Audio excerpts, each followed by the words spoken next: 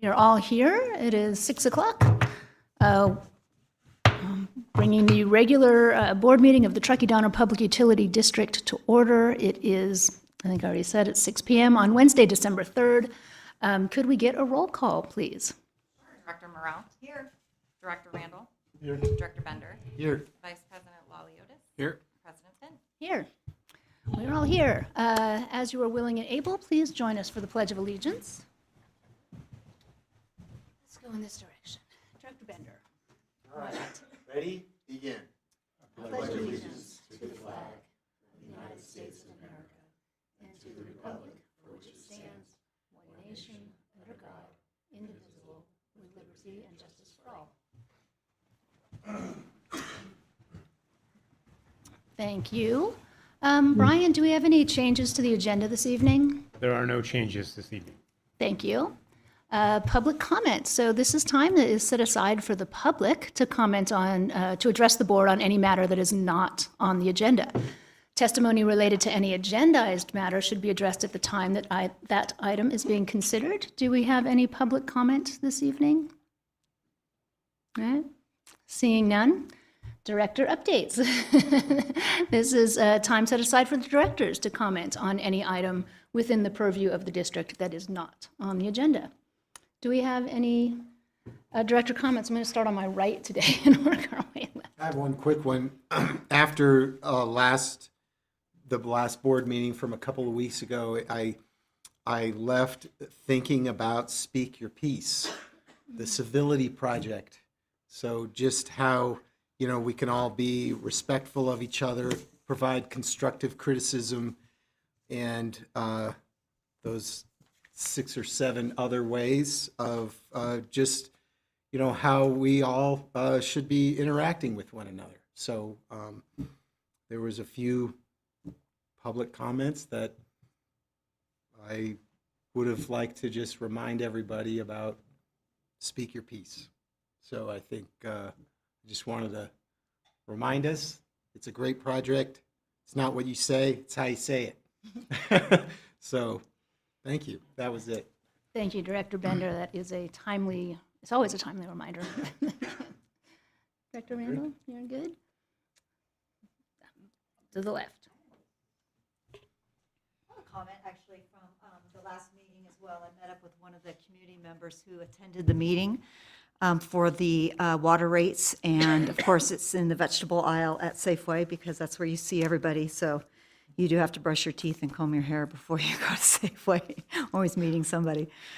Anyway, we had a discussion about the meeting, and so I recognized her and thanked her for coming and reintroduced myself and got her name again. Anyway, we had a real neighborly discussion, and she apologized for not getting engaged sooner because she was interested, and I said, you're definitely welcome at all the meetings and beyond. So I thought it was a good opportunity to reconnect and just talk a little bit further about what she had to say and what her thoughts were, and it just reminded me that we're just all in this community. We're all neighbors. We all wear different hats, and it just was a really good exchange. So I just wanted to share that with my other directors here. And so she felt heard, and that's the point. That's good. Thank you, Director Morrell. And I absolutely agree. I think one of our very important jobs as board members is to act as an intermediary with the public, to make sure that we're out there listening to what they have to say. So thank you for that. And I just wanted to take a really quick minute, since this is the last meeting of the year, looking back on the year behind us, and just say how proud I am of what this district has accomplished together this year.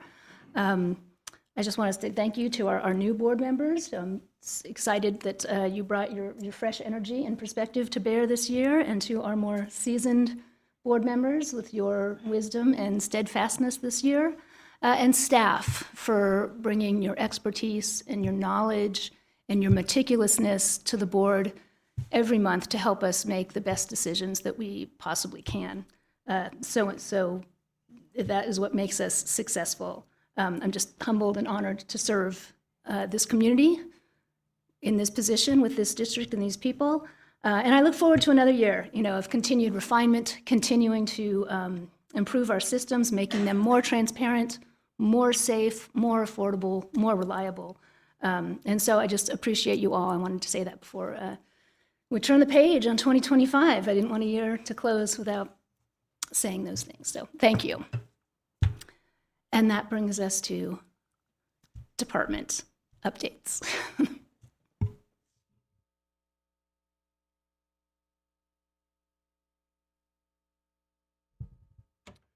Good evening, President Finn, members of the board. Mike Swanson reporting out for electric engineering and operations. Fighting a little bit of a cold here, so apologize for my voice.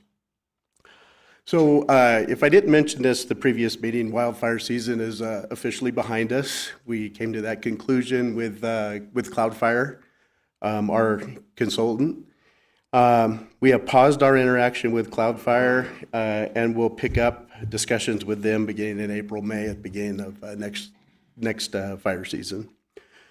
We're still holding coordination calls with NV Energy and Liberty to ensure we're all on the same page and know what each other's plans are going forward, especially as it relates to the winter weather that's upon us.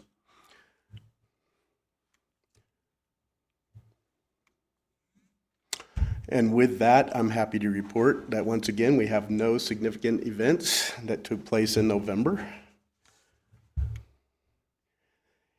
And our Northwoods project, on the 18th and the 24th, we completed 2 sections of covered conductor reconductoring. That is our first fully integrated installation where we've used ductile iron poles, composite cross arms, and the covered conductor. About a half mile, a little shy of a half mile. The team is going to focus the remainder of the year, as long as the weather holds up, on setting the poles, getting the current conductor transferred over to those new poles. If it stays like it is the next 10 days, according to the weather app that I have, we may be able to get one more section pulled, but we'll let the weather help us decide that. All right, Martis Valley Substation. So another milestone achieved. This is a picture of a 120,000 volt circuit breaker that was installed there on November 17th. You can see think of that like a giant light switch, 1,000 times more power going through it than your typical 120 volt switch. So that allows us to isolate our system from NV Energy's system. And with that, our key focus remains on working on the Northwoods project, Martis Valley substation rebuild, preparing for next year, getting that project complete in 2026. That's been a multi-year plan and investment that we've been working on there. We have our GO 165 underground inspections. Still, we're working on those. We look to get those completed in the next couple weeks. Engineering is focused on the system hardening work, looking out 26, 27, getting out in front of the crews so we can be as efficient as we possibly can. And then, of course, storm readiness. With that, thank you for the opportunity.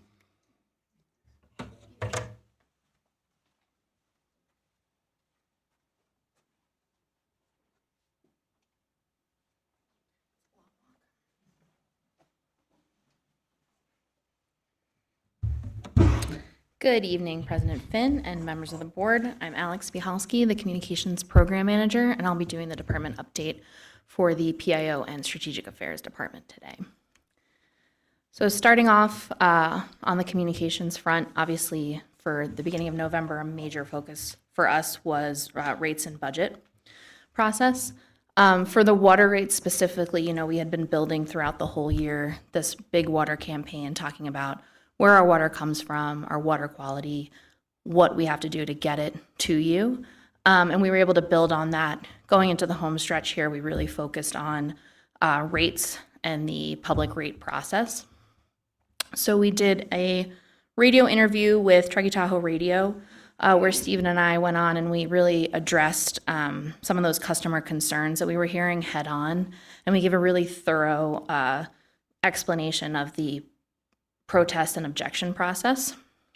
And then we had a social media post. It was an FAQ post where we took some of those top questions we were seeing from customers and we answered them on social media. It was the same kind of stuff we were put on the website FAQ in the email that went out to all customers, but just trying to reach everybody with every available channel that we have. We made sure we put that on social media as well.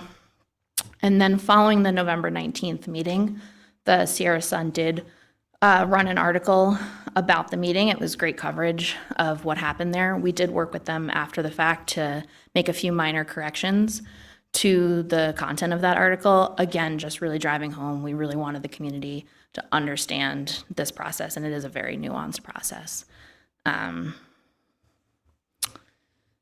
These are some of the slides that were in that social media FAQ post, just so you can take a look. It's a lot of words, but again, this is a very complicated process, so the more we can do to reach people through every available channel, we'll continue to do. So in November is Veterans Day, and we have 6 staff members here who have served in the military. So we asked them to share some photos of their time in the military and share some details about their service. And we did a public-facing social media post that was pretty basic, shared these photos, thanked them for their service. But in our internal newsletter, we did, I think it ended up being about 4 pages, and their words sharing kind of their experience and what they did. And it was really, really cool to see a different side of some of the people we work alongside with every single day. So in November, the California Special Districts Association magazine ran an article on our Charging Futures Forward program. So just as a reminder, that's our youth initiative where we focus on engaging our youth in Truckee and Tahoe all the way from elementary school all the way up to our scholarship program. And back in October, CSDA reached out to us asking to feature this initiative. We've done a lot of work on growing this program over the last 1-2 years, and aligned with that growth, we put out a press release over the summer to kind of talk about everything that we had accomplished in the past school year with this program. APPA, the American Public Power Association, picked up that press release, and then CSDA saw it through them. So they reached out asking to feature it. They thought it was a great program, and we wrote an article that ran in their November-December magazine that just came out. And it was a great opportunity because the article highlighted not only the program and what it is, the public-facing aspects of it, but because this is an industry magazine, we did focus on how it's been a benefit to staff development as well. So it was a great opportunity to be able to tell that side of the story that we haven't necessarily been able to tell publicly yet. So this month and going into next month, Your Money at Work is an evergreen campaign we always have going. We like to be showing the community what we're doing out and about to help benefit their lives. So we did another radio interview, actually, Stephen and I timed with the rate hearings and the budget meeting about all the projects that we've done this year. This is a great time to talk about this because we're kind of at the end of that. We're at the end of the year and closing out the construction season, so we do have a lot to talk about that we've accomplished. So we did a radio interview in early November, kind of aligned with like I said, the budget and the rate hearings to kind of explain to people where their money is going. And then recently I also filmed some interviews with our water and electric managers to talk about the projects that we've been doing, and we'll be releasing those in the coming weeks aligned with kind of our year-end recap messaging, and I'll get to that shortly. Mike already talked about the Northwoods project, but we did send our professional photographer up there. It's a big project, and we got some really great photos and videos that we'll be able to share. Again, just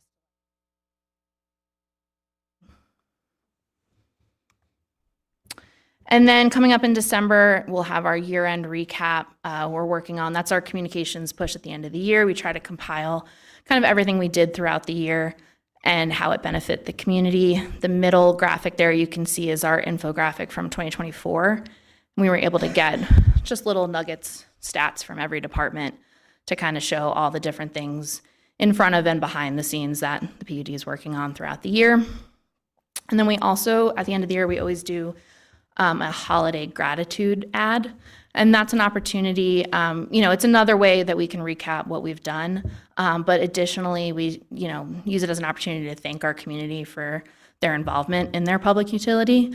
We had a lot of involvement this year, especially with our rate processes. So we mentioned that in the ad, talked about some of the programs, thanked everybody for participating. It's nice to kind of end the year on that high note. And we also, Stephen and I did actually record a holiday greeting for Truckee Tahoe Radio. They asked some of their partners and local agencies to record a little happy holidays from the PUD greeting, so you might hear that coming out pretty soon. For strategic affairs, California Municipal Utilities Association hosted a wildfire forum a few weeks back down in Sacramento at SMUD. And this was attended by member utilities, industry experts, and regulators. And the purpose of that was to get everybody in the same room talking about wildfire mitigation, situational awareness, climate impacts, various resources, things like that. And Stephen Poncelet participated on a panel with SMUD and Gridware called Grid Sensing Technology, Utility, and Industry Perspectives. So he was able to share about some of our experiences here in Truckee and the work that the PUD is doing in that space. And then it's the time of year where all of our joint action groups in California have been wrapping up the 2025 legislative session and preparing for 2026. Part of this process has been hosting year-end meetings to establish the legislative and regulatory priorities for 2026. So our staff has been attending those meetings and ensuring that those priorities that are being set align with those of our district. And we plan to invite our joint action partners to come to the district and present workshops to the board on key energy and water issues in 2026. Oh, this is a photo from the wildfire forum. You've got my view of Stephen on the left and Stephen's view of the room on the right. So a full 360 look at what that wildfire forum looked like. Thank you. I have one question. Is that all right before Absolutely. you leave? Yeah. Couple things. One, first is a comment, and I'm fortunate to live, in Tahoe Donner and see the progress. Every time from the Northwoods project, it is a big project. It's exciting for me to see because every time I drive up to go home, there's something different going on. They're a little further down the road, whatever it is. So I agree, it's a big project. It's exciting. So I get to see it every day. So I like to see that. And then I have a question on the Charging Futures program and the scholarship program. I know the high schoolers who received scholarship. What's the status of the vocational? Has that been awarded, or are you able to answer? I don't know. Yeah, there was a lineman scholarship awarded. I believe it coincided with the time I was out on leave. Sometime in the summer, we did award a lineman scholarship to a local high school student who was looking to pursue lineman school. So one of those was awarded. I think that was the only vocational scholarship we awarded this year. Great. I just wanted to follow up on that because I didn't hear. Thank you. Thanks.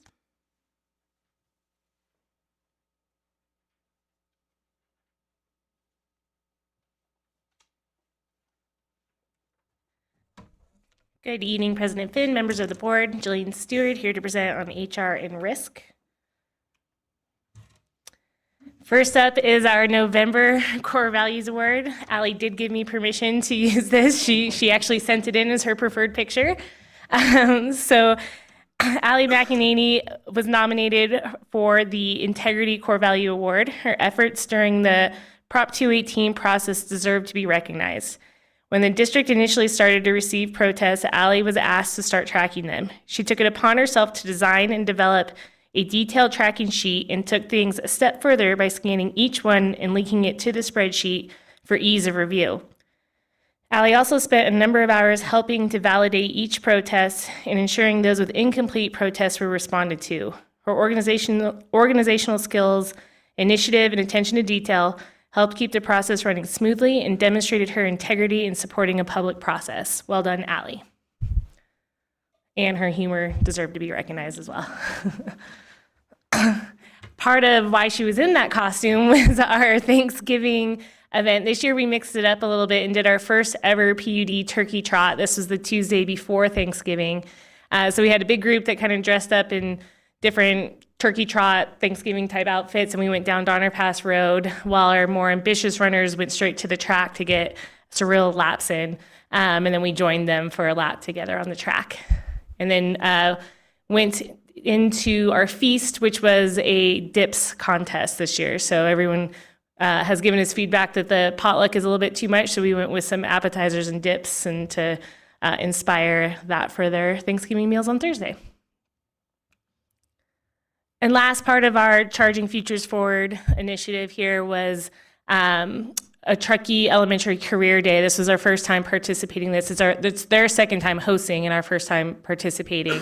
So this was early November, and we brought out a water truck and a line truck and representatives from each department to come out and talk to at least one class from each grade. A couple of the grades had more than one class. So the guys had to kind of pivot on their feet to change their messaging depending if it was TK to a fifth grader and the types of questions that they got. But they did a great job keeping the classes engaged and showing them what a day in the life of a lineman or a water service tech might be. And that's it. Thank you.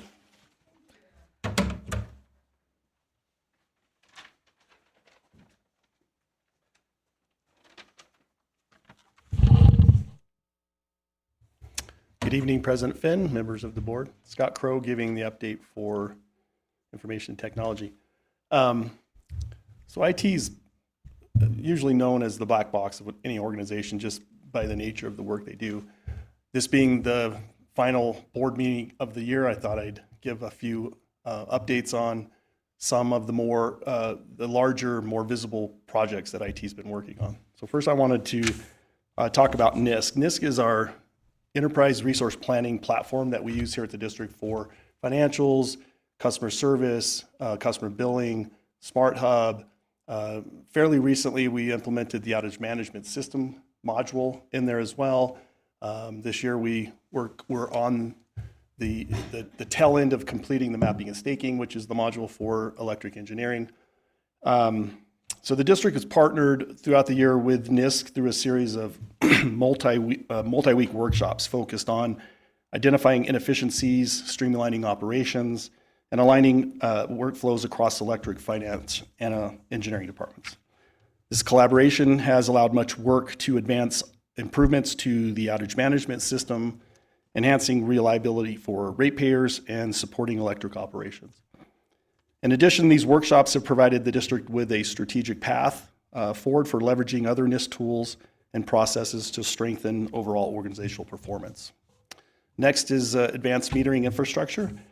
The IT department partnered with the manufacturer to conduct a comprehensive survey of our AMI system, identifying gaps in coverage, communication issues, and device malfunctions that could affect data accuracy and reliability.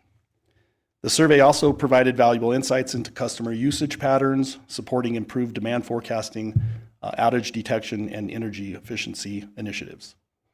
And as a result, IT staff has replaced numerous non-functioning collectors and reassociated thousands of meters to enhance communication and overall system performance. And this pertains to the mesh communication network that basically it's making it more efficient to get the data back from the meters to the headquarters here. Next is digital mobile radio improvements. So significant improvements have been made to the district's DMR radio system, including server upgrades, which would involve a bunch of hardware, system software updates, firmware updates on all of the handhelds, and a comprehensive site survey in the Truckee area to identify areas with signal coverage challenges. And this current week, right now, currently from Monday to Friday, we have the manufacturer on site to complete additional enhancements, including upgrading substation radios with new capabilities. They're also working to help us build a pilot for a cellular Wi-Fi add-on for the handheld radios. This pilot will enable handhelds to seamlessly switch between communication modalities based on the strongest available signal further strengthening system reliability and performance. And to note that these coverage issues aren't particular just to the district. And in conversations with other agencies, including PG&E, as well as our local police and fire agencies, they all experience similar issues that we have. So the goal of this is really just to make sure that we have an up-to-date and secure radio communication modality for our field crews. Next is eSCADA, electric SCADA. So the electric and IT departments have been actively collaborating to modernize the SCADA system for electric operations. So SCADA stands for Supervisory Control and Data Acquisition. Our current legacy electric SCADA system only provides data acquisition for us. So the current efforts this past year have focused on defining the specifications that are required by the electric department. And this discovery process has established a framework and a clear path forward for building the infrastructure and programming of the new eSCADA system. The hardware deployment and system programming represent a major initiative scheduled for 2026, positioning the district for enhanced reliability and operational efficiency. So this will be an item that will come before the board in the next few months for your consideration.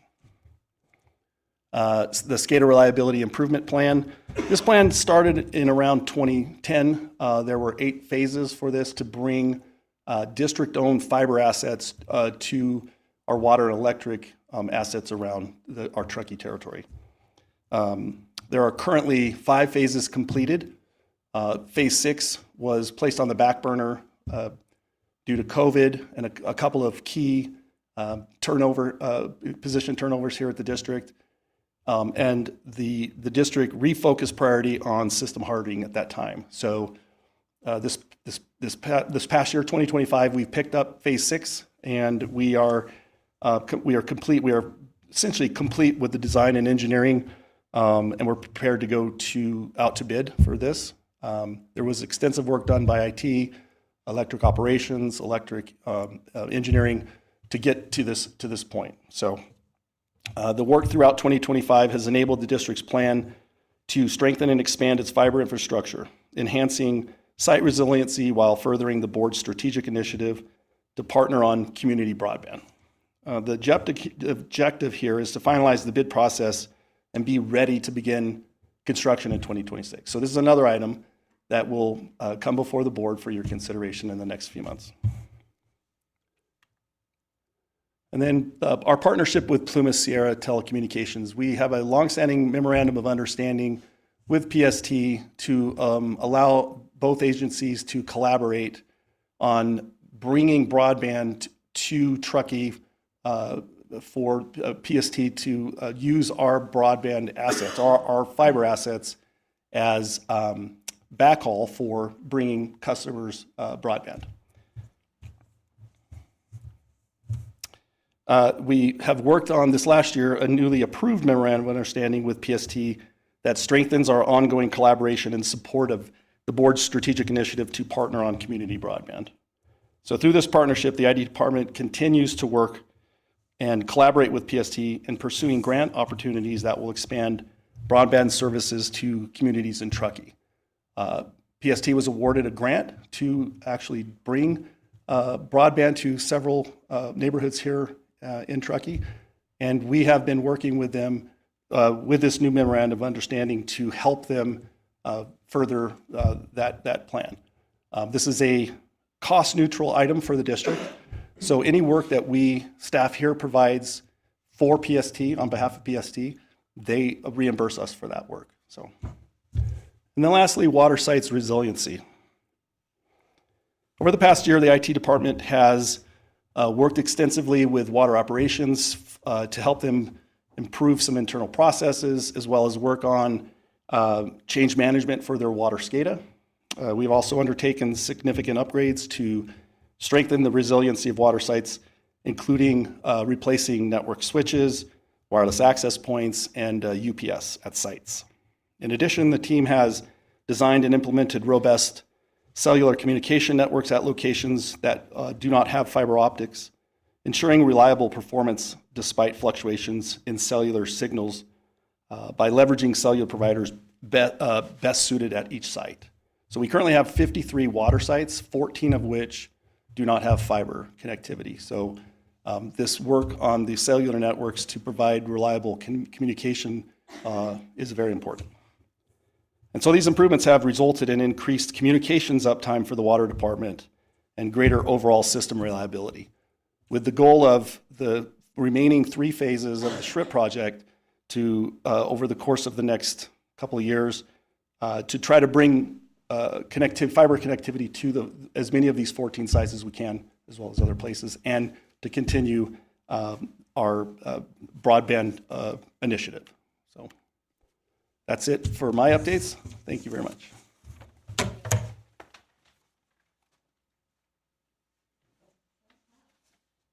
Well, thank you all so much. Exactly what I was saying in my director's comments. So much amazing work on every aspect of this district going on all the time. So that was a particularly informative presentation, Scott, and we had acronyms within acronyms. The SRIP, I'm like, wow. I'm impressed. Okay, well, thank you all very much, which brings us this evening to the consent calendar. Do we have any public comment on the consent calendar this evening? Seeing none. Directors, do we have any comments or questions, items on consent? No? Do we have a motion? I'll move the consent calendar. I'll second that motion. All in favor, say aye. Aye. Aye. All opposed? Hearing none. The motion passes. Great. That brings us to the first of our action items this evening, item number 11. That is consideration of fiscal year 2026 annual contracts and procurements. So this is a big item. It A, authorizes fiscal year 2026 routine annual procurements totaling $16,464,050 and no cents from vendors listed in attachment A, and B, authorizes the general manager to execute the required documents necessary to procure the products and services listed in attachment A. And Mr. Salmon has taken the lead for us here. Good evening, President Finn, members of the board. Mike Salmon, CFO for the district. So as President Finn mentioned, this is action item number 11. Staff presents routine annual procurements to the board for approval before the fiscal year begins. We ensure that this is all in compliance with the district's procurement policy. So all these items are in compliance with the policy. We're just doing a lot of the routine ones in one fell swoop for efficiency purposes and to reduce overall costs from a resource perspective. Procurements greater than $15,000 require board approval. Types of annual procurements include sole source, special services, competitive procurements, and then previously competitive procurements that are now up for renewal. One, you have an option to renew for another year, multiple years, but we're only asking for the 1 year at this time as applicable. So we have for the competitive process, if it's greater than 15 in accordance with district code, we obtain bids or proposals. We award to the vendor with the lowest responsive bid or most advantageous proposal.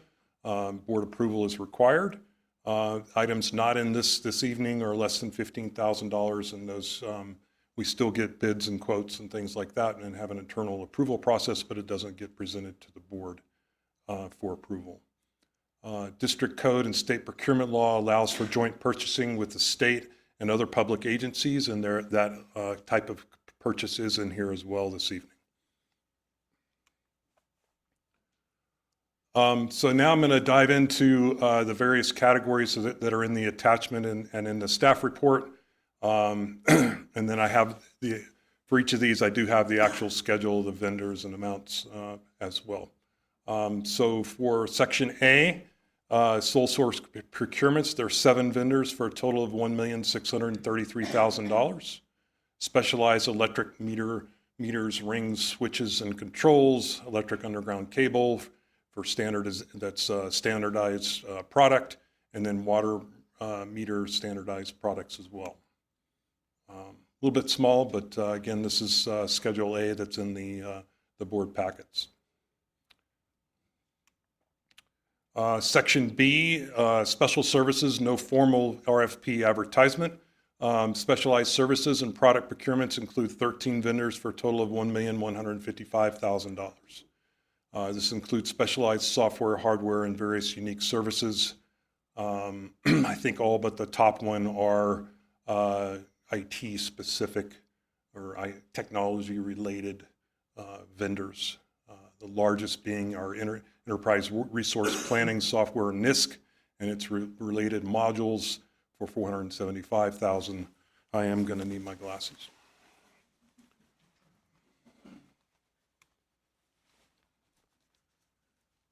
Section C is joint purchasing other government agencies.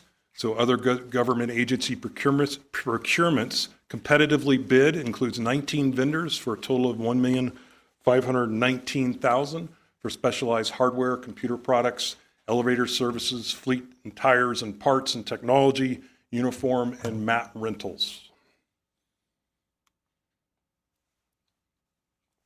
So again, these were competitively bid at somewhere in the state, Placer County, the state of California, and then other agencies leverage on that competitive bid process through this joint procurement authorization to utilize that for our own purposes for the procurement of these items.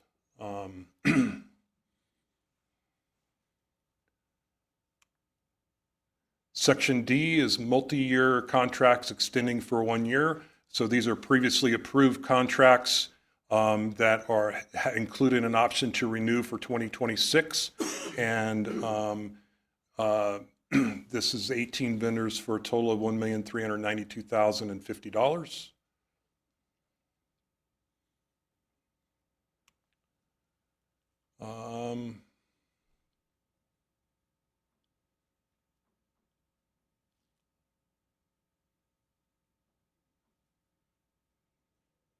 This includes CME's construction inspection services that Water has utilized for several years. I think this is the last year of extension there. And crane services. I should mention that in all of these procurement items, I think I covered in the fiscal impact, but a lot of this is not just a huge expense that hits operating expenses. A lot of this is the majority of the cost goes to a capital project that is planned in 2026. There are 3 vendors for a total of $1,230,000. That is Section E, professional services, where we received a proposal, but they have expertise and knowledge here at the district. We've worked with them in the past, and they have intimate knowledge of, or pretty in-depth knowledge of our systems and our et cetera. So it's advantageous for us to utilize these special services. This is kind of a subset of special services, Qualis, NV5. And again, 90+% of those top 2 line items are going to charge to capital projects. Northwest Lyman College is an operating expense, and that's specialized apprentice training and continuing education for the electric crews. Section F, competitively bid projects awarded to the lowest responsive bidder includes 13 vendors for a total of $8,915,000, and this includes the annual routine items such as electric switchgear, wire and cables and poles, aggregate and asphalt materials, pad mount switches and transformers, market basket purchases for all those miscellaneous parts that you'll find in the warehouse.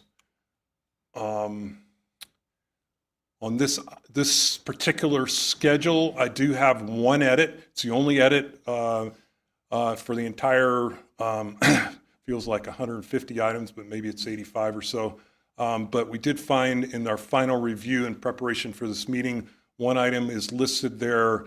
There was a vendor listed for sodium hypochlorite purchase for water chemical, and we did not receive any bids on that one, so I'm striking that. It was $60,000. That's a revised total there, $8,915,000, and I'll cover that in the recommendation. So one minor edit for final here. Section G is Professional services with RFP process. This includes 3 vendors for a total of $560,000. Traffic control services. Again, the vast majority of that charges out to the various capital projects going on in 2026.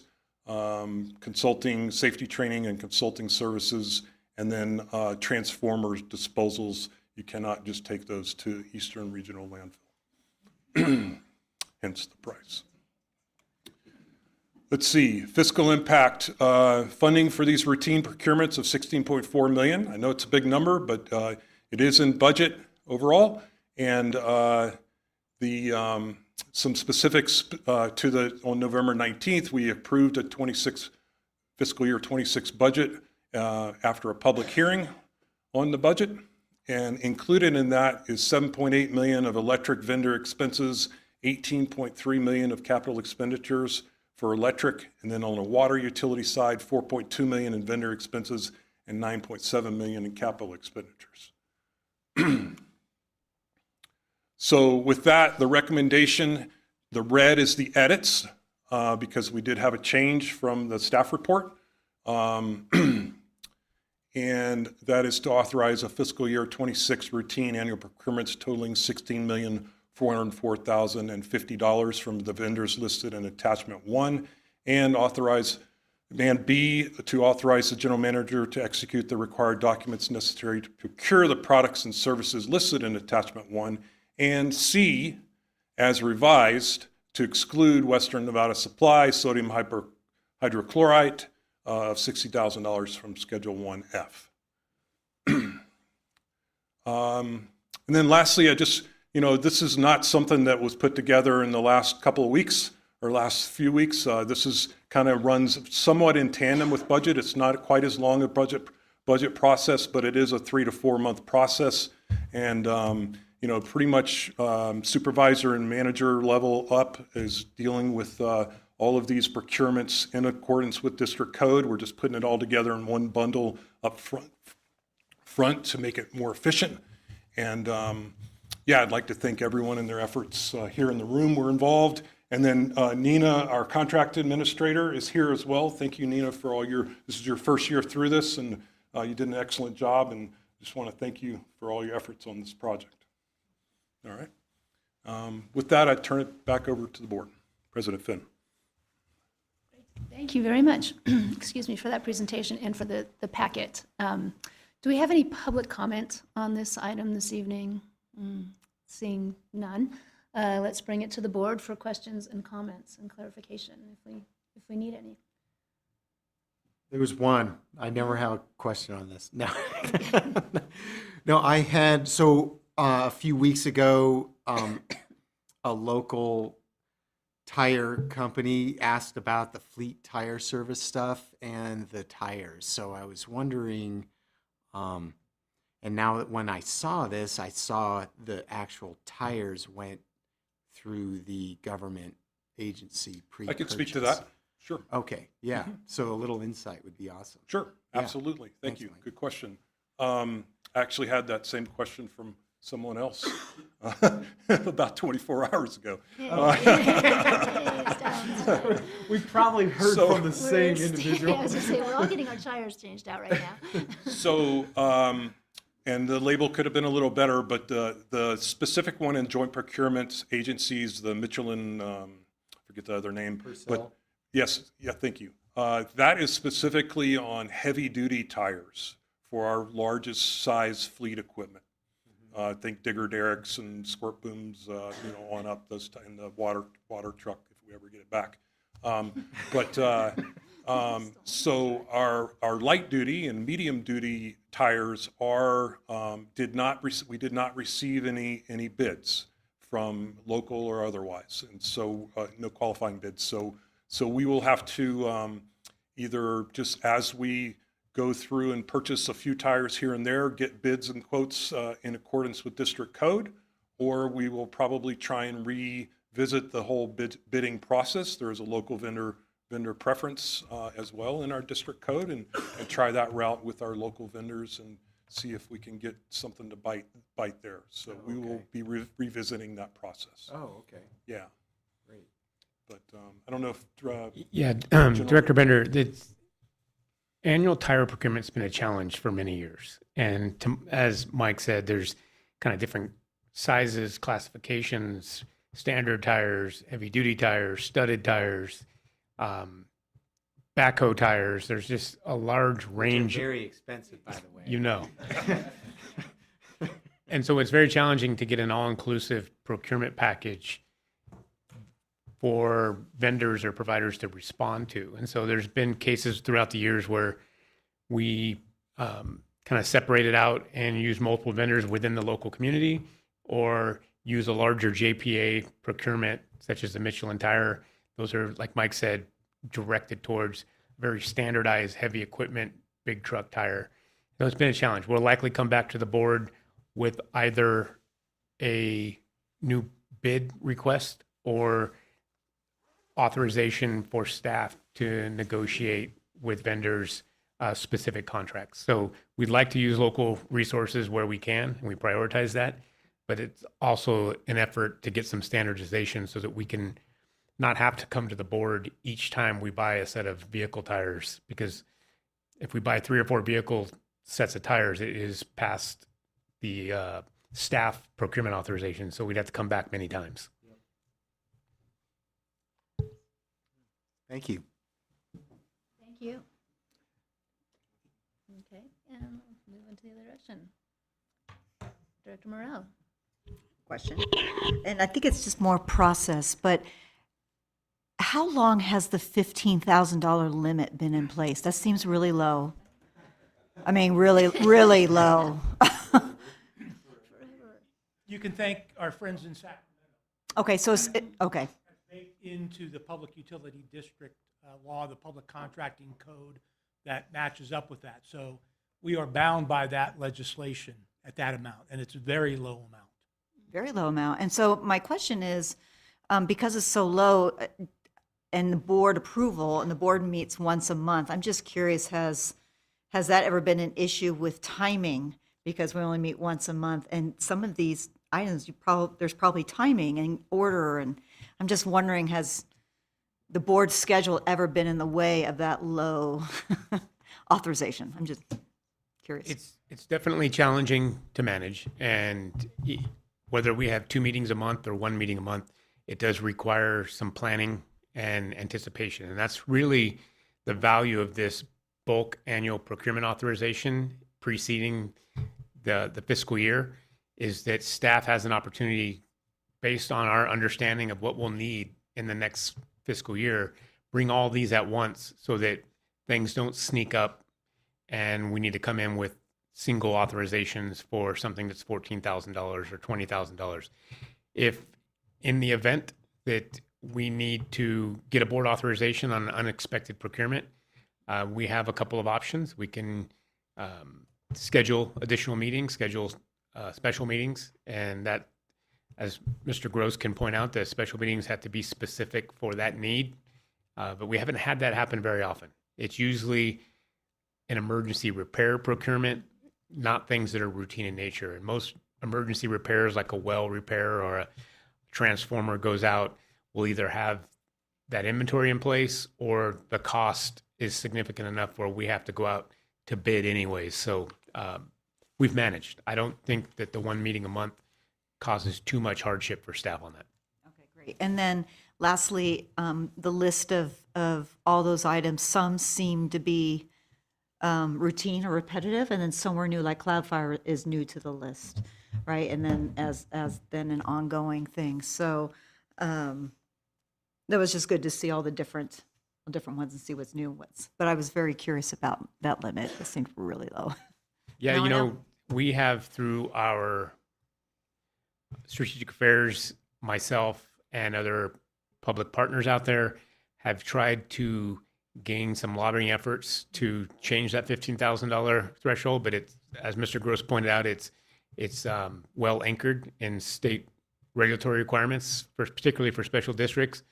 You know, examples: the state amended and increased the spending limit authorization for school districts, and those are under a different regulatory framework. And so we continue to bring it up with our JPAs and different advocacy groups, but it hasn't gained much traction that I've seen.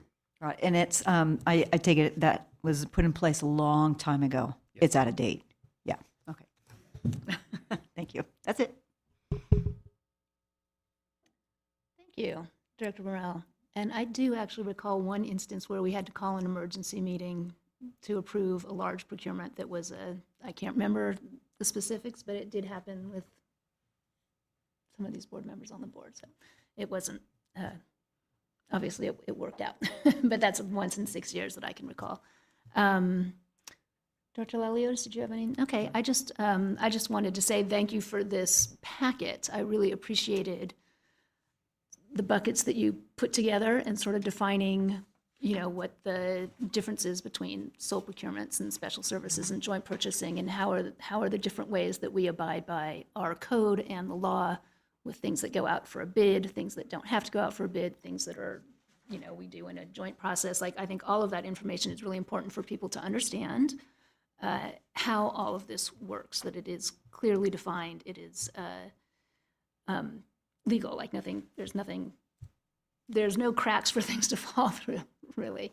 The hands in the cookie jar does not come into it. So I thank you for that and the clear definition and the clear delineation of the processes that we use. Okay, if we don't have any other questions, do we have a motion? I'll move staff's recommendation as presented.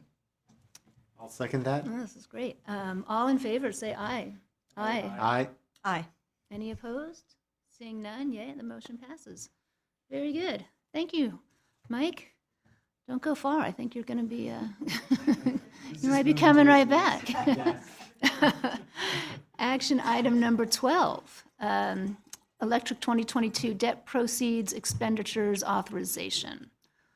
So this is, we are authorizing $7,202,596 in recent electrical capital expenditures to be funded from Electric's 2022 debt issuance proceeds and transfer $7,202,596 to the Electric Capital Reserve Fund.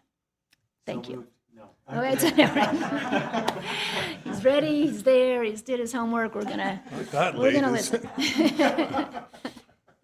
All right, thank you, Board. Action item 12. In June of 2022, the electric utility issued certificates of participation debt, we commonly call those bonds, with net project proceeds of $6,522,984. The identified 2022 project is presented here. This is out of the OS, the official statement, construction of new courtyard building for $6.5 million. Spending on other projects is allowed as specified in the installment purchase agreement and the 3,000 some odd pages of other legal documents related to the debt issuance. Generally, 85+% of the project proceeds should be expended within 3 years of the bond issuance. I've yet to find that specifically in writing, but I know that from the conversations back when we issued the debt and talking with bond counsel, and I think it relates to kind of some IRS-related matters, right? But the general guideline was you need to get going and get your project done, and that's true for any public agency. We know that the project has been delayed, and there's a lot of reasons for that. We have a facilities master plan, and there's also a town general plan, and we are actively working on some things, but the project has been delayed and we're sitting there with this money. So staff has identified replacement projects. Basically, reading through the official statement, basically capital projects qualify as long as they're electric utility capital projects. I couldn't use the 6.5 million plus interest for a water project, right? But I have identified capital expenditures that we pay through out of capital reserves or through rates that we can utilize these project proceeds for. They're capital projects that qualify, and we can get this debt monies, funds, cash spent. And by doing that, we're simply the expenditure of the debt issuance proceeds through the transfer of and identifying these projects of capital projects, ensures COP compliance of the issuing governing documents, in other words, spending the money. This transfer was anticipated in the 26-27 budget, And with the transfer approval, the treasurer, myself, will notice the substitute projects to the trustee and the corporation. The corporation is in front of us now. It's the board, the Truckee Donner Public Utility Financing Corporation. The recommendation this evening is to authorize $7,202,596 in recent electric capital expenditures to be funded from Electric's 2022 debt issuance proceeds and transfer $7,202,596 to the Electric Capital Reserve Fund. So it's a shifting of funds from restricted debt issuance proceeds to the Capital Reserve Fund. We're not spending some money, it doesn't evaporate, it just sets it in a different bucket, and we do anticipate utilizing that down the road. And with that, I turn it back over to President Finn. Thank you very much. Do we have any public comment on this item? Seeing none. Do we have any questions from the board? Do we need any clarification or comments? No? Yes, sir. Back a couple slides, you mentioned that you would present this to the trustee and who? The So trustee. We're the finance corporation, I got that part, but the trustee is the. Bank of New York is our trustee, and so they actually are the keepers of the account, the bank account that has the cash. And so we'll have to notify them that, hey, it's time to get that money transferred. So, yep. And they'll file the substitute projects as a memorandum, because I'll be sending them a letter, and they'll file that in their folder of our debt issuance project and its official documents. They don't have any say in that? I mean. They do not. Yep. It's pretty specific, actually. Yep. Thank you. Nothing from, okay. I have no questions. It seems very clear to me. Do we have a motion?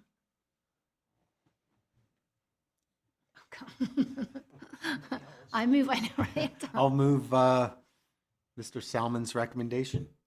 I'll second that. All in favor, say aye. Aye. Any opposed? Hearing none, the motion passes. Okay. This is a Mike Salmon heavy meeting. Item number 13 is consideration of review of the district's investment policy as described in District Code Title III, Chapter 3.20.012.9. Thank you, I'm President leaving it Finn, at that. members of the board. Action item number 13. The board reviews the district's investment policy annually. That's specified in district code that we should do that, and we're doing it this evening. Attachment 1 of the staff report is the current investment policy. It's in Title III. The chapter is there. The policy complies with state laws for public agencies, and that includes investment priorities of first and foremost safeguarding principal, second liquidity, and third yields. And this is true for all public agencies and government entities. Historically, the board delegates authority to the treasurer to perform certain duties as is described in the district's investment policy in accordance with Section 53607 of the California Government Code. So 53607 is kind of long, but I put it here, but basically this authorizes the board to delegate to the treasurer for a 1-year period to invest funds, and then also that it needs to be reported monthly, which we do in our treasurer's report. Some more background. Currently, the district's investments comprise of 4 cash equivalent liquid governmental investment pool funds and a TVI brokerage account that has treasuries and CDs. LAIF is the first and main one. We've had that for many, many years. Most all special districts and agencies utilize LAIF in some shape, form, or fashion. PCIF is Placer County's pool. UPTIF is a unique one for us because of our membership with UAMPS, and they hold some funds. And then a newer one about a little over a year ago is the CLASS, California Cooperative Liquid Asset Security Systems. that was kind of tipped off through the California Special Districts Association relationship. And then lastly is TVI, which we are phasing out.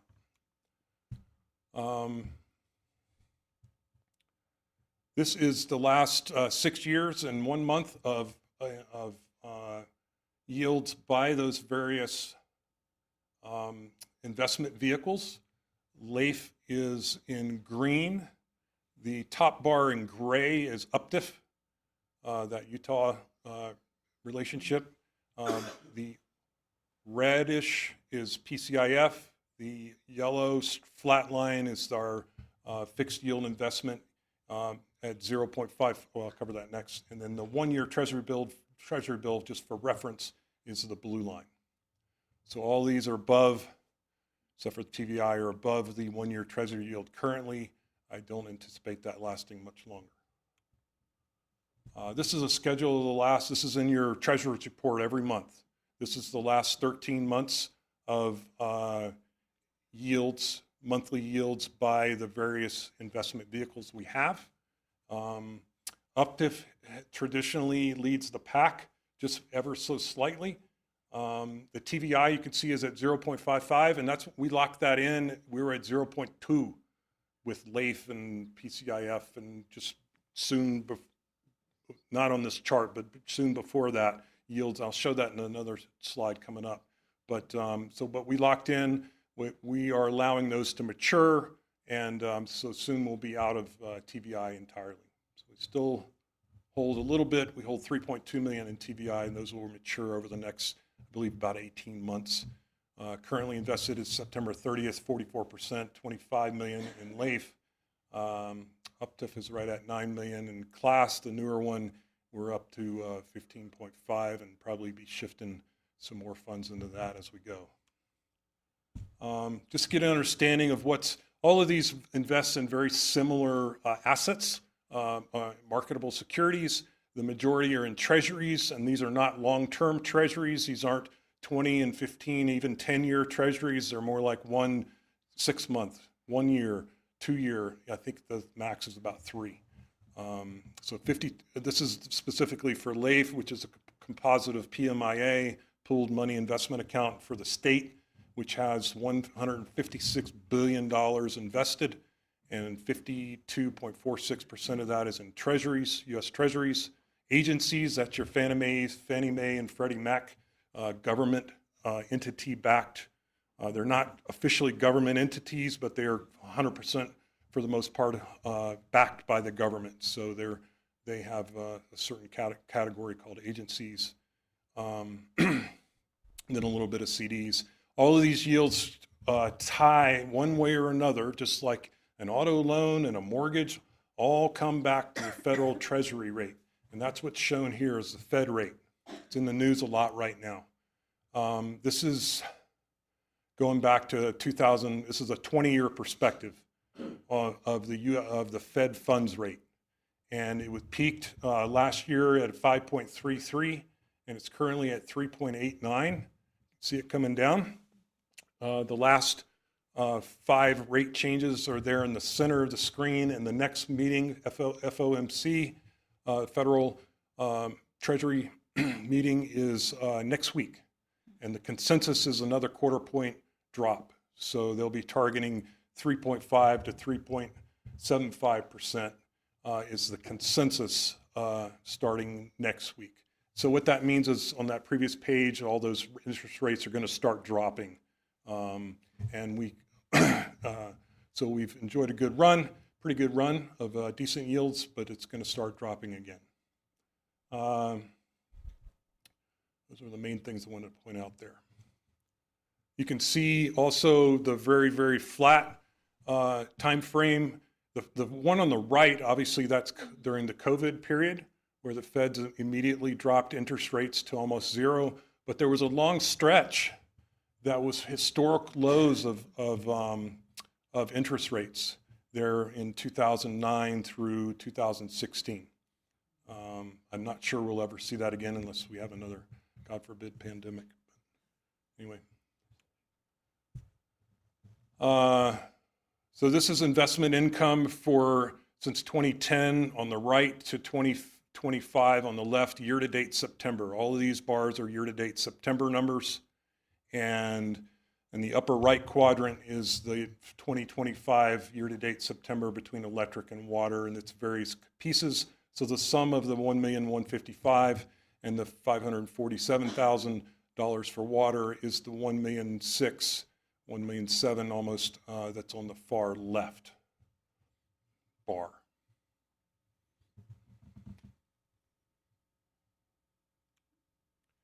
This is a projection from 2010 through 2024 actuals for the year, and then a projection for 2025. So we'll have probably in history the largest investment income. And as I showed on the previous slide, that's not all just gravy that goes into any particular bucket. They all have specific uses. There's operating, there's capital reserve, there's rate reserve, et cetera. And they stay in those applicable buckets. So for the current investment policy, staff has no changes recommended. Fiscal impact year-to-date investment income exceeds conservative budget expectations. You don't want to be upside down on this line item. Budget 26 and 27, as well as 2028 through 2035 in the financial master plan as part of budget, utilize a 2.5% invested income yield assumption. Well, that's less than what you're getting right now. Yes, you're absolutely correct. I just showed you a slide where it's Fed funds is at 3.8 and it's going to be 3.5 very soon here, more than likely. And we could be at that 2.5 or lower in 6 to 12 months. I don't know. But anyway, so we have a conservative assumption in our financial master plan and our budget, which we should. So the recommendation this evening, review the district's investment policy as described in Title III, Chapter 3.2.012.9, and affirm no changes or provide direction as needed, and B, delegate authority to the treasurer to invest district funds according to the district's investment policy. And with that, I turn it back over to President Finn. Thank you. Great. Thank you very much for that. Do we have any public comments on this item this evening? Seeing none.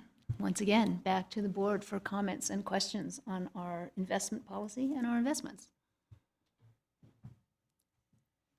We just heard the numbers I from know, Kai the numbers Risdall. look good. It's going to be hard to improve. I'll just say I appreciate it. Thank you. Openness and wisdom in this because I agree, I think 2.5% is probably a good number to move with because, for years, LAIF was in the point something. I mean, and to get anything above 1 or 2% was pretty darn good. Just as a cautionary note to the board, we've enjoyed significant investment income in the last few years, and unfortunately, that's probably going to change.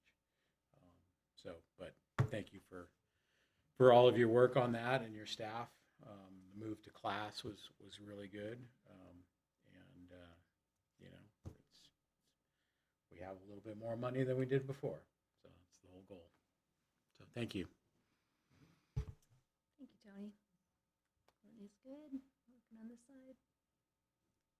I really like just the broad overview of everything. So just bringing all that in so we can get a good overview picture. And so really appreciate it. Thank you. Thank you. And I agree with my fellow directors. I've seen when I first got on the board, it was really, really low interest rates. And we weren't making any money at all. And I agree, we're not going to, this was a good run and we should be grateful for what we got and looking ahead, be extremely conservative in our figures, which we are. So thank you for that. It's, that's one good thing about high interest rates is that we have good return on our investments, but when they go back down, we'll all refinance our houses again. It'll be great. So silver linings everywhere. Do we have any, we have a motion? Because I feel like we're all satisfied with our investment policy. Shall we move staff's, okay, I'll move staff's recommendation regarding our investment policy. I'll second that. All in favor, say aye. Aye. All opposed? None? Okay, motion passes. Thank you. Thank you. Okay, item number 14, annual election of board officers. So the board of directors will nominate and elect the board president and board vice president for the next 12 months. Brian? So for this item, staff doesn't really have a presentation or much to be involved here. This is really the purview of the board. I just would like to note in district code, it does call out for the board of directors in the first meeting of December of each year to select, nominate, and elect the officers for the subsequent year. So with that, I will hand it back over to President Finn. All right. Tony? She just nominated you, I think. Well, you're the vice president. You're a natural leader. Is that a motion? Unless you've got something to say. I'll second that. Okay. Sure. Oh, sweet. Okay, in which case, All in all in favor? Aye. Aye. Any opposed? Nay? Okay, very good.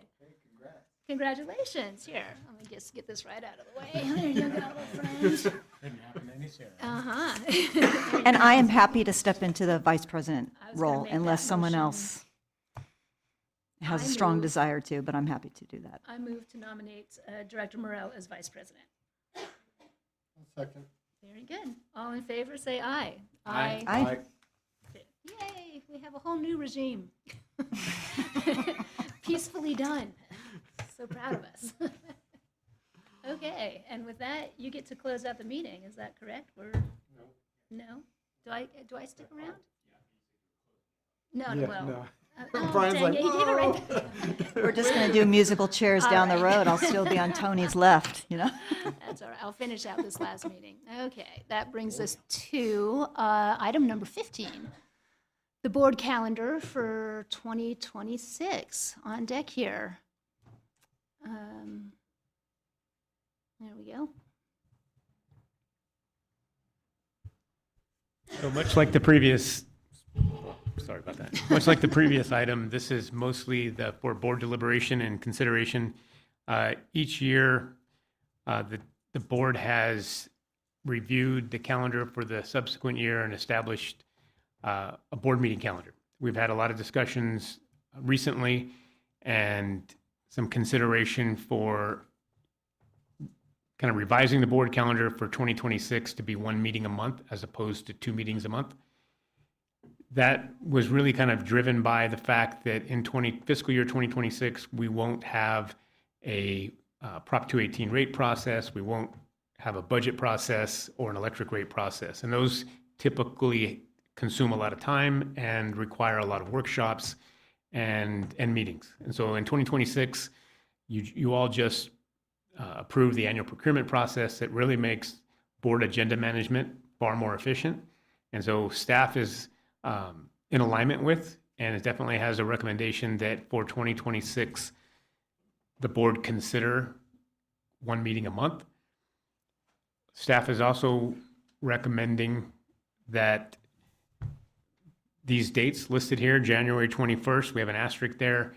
Typically, the first meeting in January would have been January 7th, but so close to the New Year holiday, and likely staff won't have much material to present for consideration for the board on that date. So at the board's pleasure, foregoing or canceling the January 7th meeting and having the first meeting in January on the 21st. The rest of the dates you see there would be the first Wednesday of the month, February 4th, March 4th, April 1st, May 6th, June 3rd, July 1st, August 5th, September 2nd, October 7th, November 4th, and finally December 2nd. The staff recommendation is to consider the calendar as proposed, and we're happy to listen to any requested revisions or edits.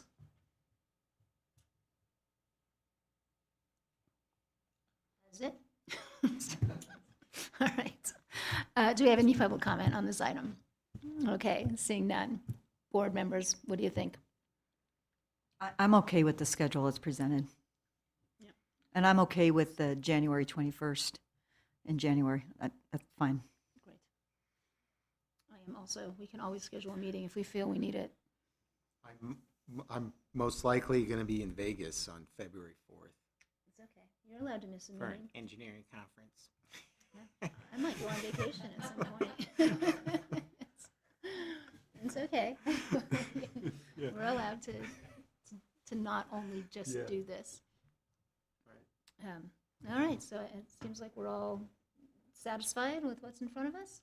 I'll make a motion to approve the calendar as submitted. I'll second that. All in favor, say aye. Aye. Any opposed? Nope. Okay, very good. Motion passes. And I believe that is the end of our open session for the regular meeting. We do have a quick finance corporation meeting, so I'm going to call that to order now. This is it is 7:16, and this is the Finance Corporation Board meeting for the Truckee Downer Public Utility District. Can we get a roll? Oh, yes, sir. Just to clarify, we're going to put the regular meeting into recess while we conduct this other meeting. Is that correct? That is correct. And we'll close out this meeting, open up the regular meeting again, and go into closed And session. then go into closed session. That is exactly my plan. So Thank as you. defined by Council Gross. So now we're in the Finance Corporation Board meeting, and we are calling it to order, and let's have a roll call. Make sure we're all here. Here. Director Randall, Yes. Director Bender. Still here. I guess it wouldn't be Vice President Laliotis. Still Vice I President pre-populated my minutes. President Finn. Here. I'm here too. It's all good. We're going to skip the pledge, since we did that once. Any changes to this agenda this evening? Okay.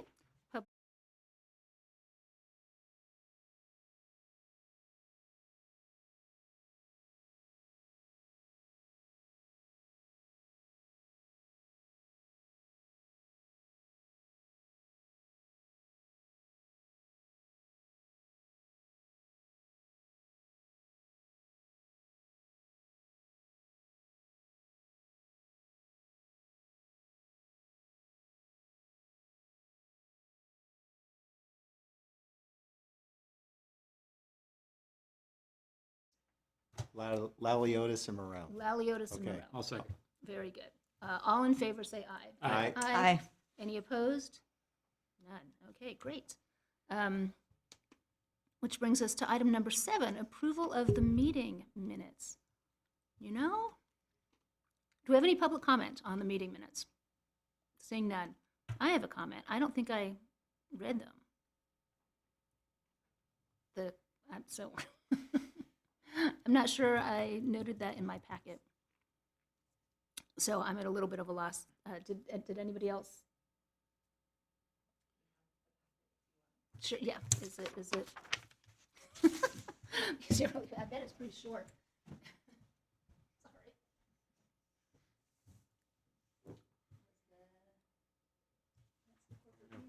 It was a very quick one.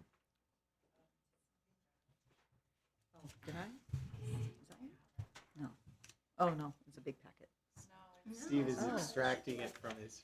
The minutes, the It was. the there was minutes are one- available online at on the website. Yeah, there was one action item. There was one action item that we elected Are you No, wanting the no. minutes from last? from the last Finance Corp Oh. meeting. There was one Yeah, action item June where 4th. it was accepting the 2024 annual report and the 2024 audited financial statements, Okay, which we did. which we did. Okay, I'm fine with that. So I move approval Confident. of the minutes. Second. All in favor, say aye. Aye. Aye. Any opposed? Seeing none. We are officially adjourned from the Finance and Corporation Board meeting. Boom. Okay, now we are moving back into our regular meeting, and then we're going into closed session. So that also is once again on pause. So thank you all very much for